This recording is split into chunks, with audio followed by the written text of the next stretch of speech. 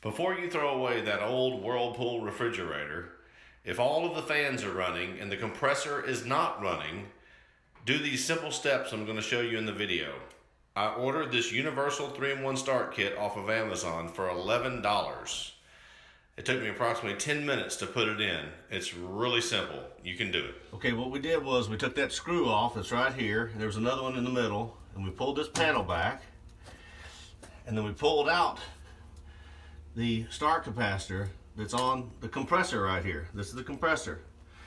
And this start capacitor just plugs right in on the side. And it's got the wires I've already cut off here that were plugged in right here.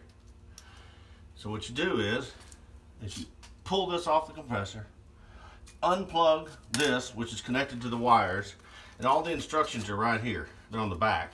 It's very simple.